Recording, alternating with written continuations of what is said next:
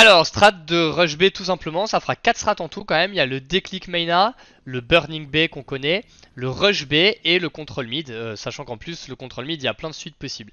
Donc l'idée du rush B c'est de foncer, de vraiment pas faire les cons parce que l'exécution est méga cruciale. L'idée c'est que la première flash est très difficile à faire, même moi je la chie encore de temps à autre. Donc on va dire que c'est que Pif ou moi qui la faisons parce que si elle flash pas le CT c'est un drame. Donc le premier au spawn entre Pif et moi, on le laisse passer devant. C'est pas trop grave si on perd un tout petit peu de retard parce que si le CT à la ligne c'est tant mieux, il va être flashé. C'est presque bien entre guillemets, au moins le CT s'il a pas immersion il est flashé. Donc la flash elle est comme ça, hop, et nous on longe à droite ce qui fait que la flash ne nous blanc pas.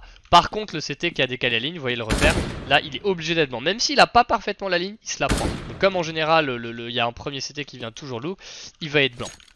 Donc le premier, je répète, fait la flash, clac, nous on longe à droite et le premier du coup saute pour faire le pigeon. Super important que le premier, donc Pif ou moi, absolument qu'on saute. Si on meurt pas, on coupe les checkers. Pourquoi? Parce que c'est très souvent de checkers qu'on se fait niquer. Si on a le temps ou whatever, on peut même mettre une mollo ou une smoke très vite fait de checkers pour nous couvrir parce que très souvent on se fait niquer.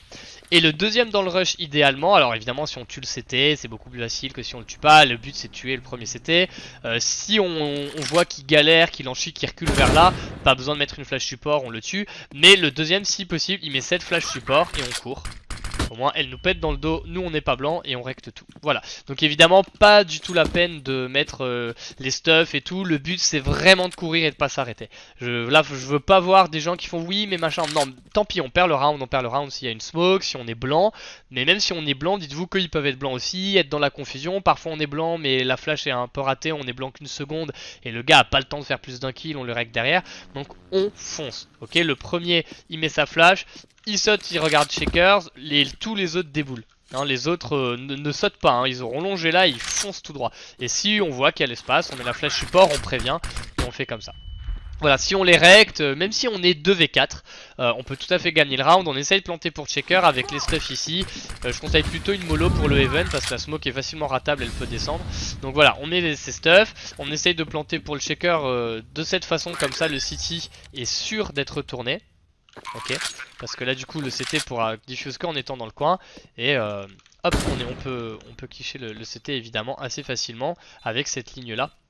On peut même reculer très loin ici. Et le cliché de là, on l'entend diffuse et paf, on fait juste des petits tags, on joue le temps.